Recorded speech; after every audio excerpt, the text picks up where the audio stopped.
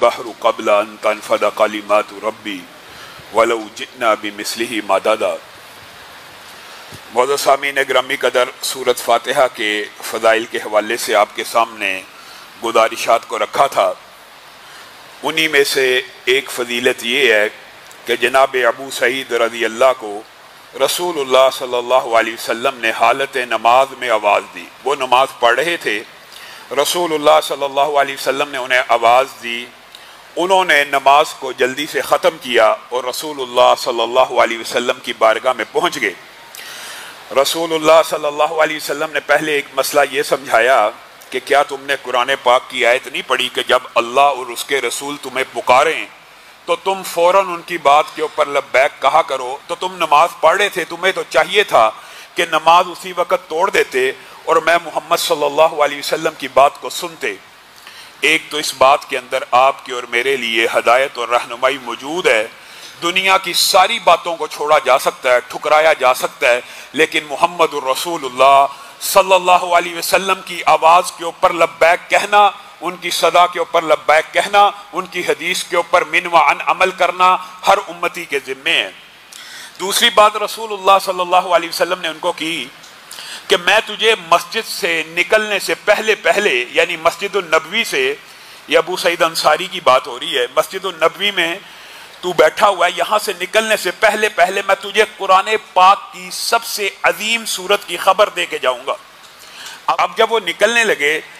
تو انہوں نے رسول اللہ صلی اللہ علیہ وسلم کو کہا، اے اللہ کے رسول، آپ نے وعدہ کیا تھا کہ آپ قرآن پاک کی سب سے عظیم سورت کی خبر دیں گے۔ یہ آپ کے اور میرے لیے خوشخبری کی بات ہے کہ ہمیں بھی یہ پیغام پہنچ گیا، اور ہم نے پہلے آپ کے سامنے سورۃ فاتحہ کے جو بھی فضائل رکھے تھے، میں نے اور آپ نے اپنی زندگی کے اندر اس کی تلاوت کا معمول بنانا ہے۔ رسول اللہ صلی اللہ علیہ وسلم نے کہا، ہاں ابو سعید، وہ سورۃ فاتحہ ہے جس سے قرآن پاک کی ابتدا ہوتی ہے، اور اس بات کے اوپر امت کا اجماع ہے۔ چونکہ رسول اللہ کی حدیث آگے اجماع نہ بھی ہوتا کہ قرآن پاک میں سب سے اعظم سورت اگر کوئی ہے تو سورۃ فاتحہ ہے۔ بعض ساتھیوں نے ضمنی طور پہ کچھ سوالات کیے، ان کا بھی جواب دے دوں کہ یہ جو سورۃ فاتحہ کا آپ نے دم بتایا ہے، یہ براہ راست جسم پہ کیا جا سکتا ہے، پانی پہ کیا جا سکتا ہے۔ تو میرے بھائیو، یہ بات یاد رکھیں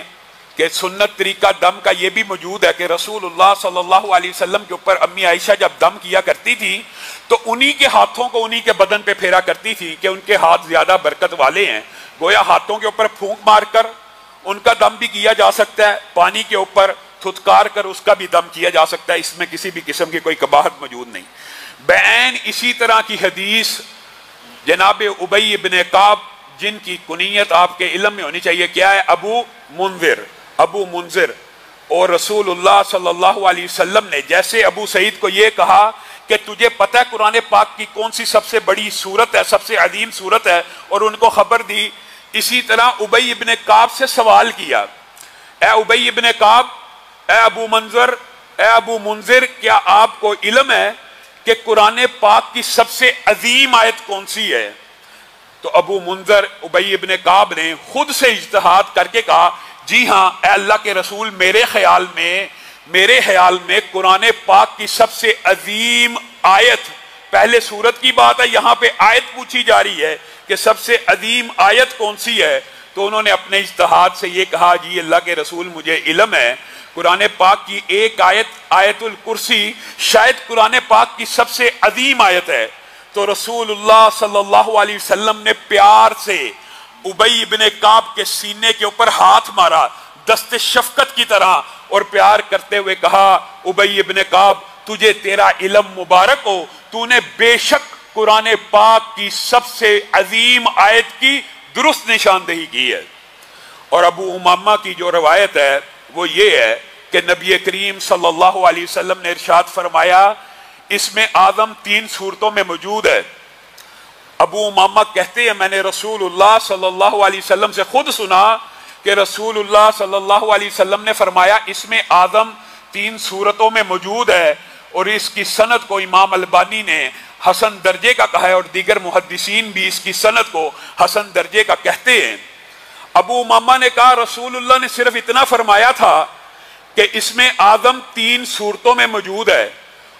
اور इसमें आदम की जो फजीलत है आपके सामने रखी थी कि ये एक ऐसा इसम है कि जिसके वास्ते से अगर अल्लाह को पुकारा जाए तो अल्लाह रब्बुल इज्जत उस दुआ को, उस पुकार को जरूर सुनते हैं। यानी अल्लाह ने अपने ऊपर ये वाजिब किया हुआ है, जब भी मेरा कोई बंदा इसमें आदम का नाम लेकर, इसमें आदम के जरिए से मुझे पुकारेगा, मैं रब उसकी पुकार का जवाब दूंगा। अबू उमामा ने कहा रसूलुल्लाह ने तो इतना फरमाया था, उनमें से एक सूरत बकरा है, दूसरी सूरत आले इमरान है और तीसरी सूरत ताहा है। तो मैं अबू उमामा ने जब से ये हदीस सुनी, मैं सूरत बकरा को पढ़ने लगा, मैं सूरत आले इमरान को पढ़ने लगा, मैं सूरत ताहा को पढ़ने लगा, और फिर इत्तफाकी तौर के ऊपर मैंने देखा कि इन तीनों सूरतों में अगर इसमें आदम मौजूद है तो वो कौन सी कॉमन चीज है जो इन तीनों सूरतों में मौजूद है। कहा मैंने सूरत बकरा को उठाया, अल्लाहु ला इलाहा इल्ला हुवल हय्युल कय्यूम मिला। मैंने सूरह आले इमरान को उठाया, अलिफ लाम मीम अल्लाहु ला इलाहा इल्ला हुवल हय्युल कय्यूम मिला। मैंने सूरत ताहा को उठाया, व अनतिल वुजूहु लिल हय्यिल कय्यूम मिला। तो मैं अबू उमामा आपको ये बताता हूं, ये बात अगली सहाबी की है, वो बात रसूलुल्लाह की थी कि इसमें आदम तीन सूरतों में मौजूद है, सूरत बकरा, सूरह आले इमरान और सूरत ताहा में। आगे सहाबी का इज्तिहाद है कि मैंने वो इसमें आदम जब तलाश किया तो मुझे इन तीनों सूरतों में से ये आयत मिल गई। अब जब इन्होंने ये बात ताबईन को, तबा ताबईन को बतला दी कि वो इसमें आदम जो तीनों सूरतों में कॉमन नजर आता है वो अल हय्य है, अल कय्यूम है, तो उलमा ने यहां से इस्तेदलाल किया कि बेशक अबू उमामा ने दुरुस्त इज्तिहाद किया, क्योंकि इस लफ्ज के अलावा, इन नामों के अलावा कोई और ऐसी चीज नहीं जो तीनों सूरतों में कॉमन हो। गोया अल हई, और बाद उलमा ने यह भी लिखा है, ये आपको पता है एक तवील बाब है, बाद उलमा का रुझान है कि अल हई इसमें आदम अकेला ही है, और बाद उलमा का रुझान है कि अल हय्युल कय्यूम मिला के एक इसमें आदम है। इस बारे में अगरचे उलमा के अंदर इज्तिहादी तौर के अंदर इख्तिलाफ मौजूद है, बाद हाली अल हई को मानते हैं और बाद अल हय्युल कय्यूम को मानते हैं, लेकिन मुझे और आपको क्या तकलीफ है, अल हई और अल कय्यूम कहने में कितना टाइम लगता है। अगर हम दोनों नाम कह के या हय्यु या कय्यूम बिरहमती का अस्तगीस कह लेंगे, ए हई ए कय्यूम अपनी रहमतों की बारिश मुझ पे बरसा दे, तो मुझे और आपको कितना टाइम लग जाएगा। ये तो इल्मी बहस होती है कि नाम इसमें आदम अल हई है, अल कय्यूम है, अल हय्युल कय्यूम मिलके है, ये तो इल्मी बहस है। लेकिन अल हय्युल कय्यूम इकट्ठा पढ़ने में कितना वक्त लगता है। गोया इसमें आदम भी अगर है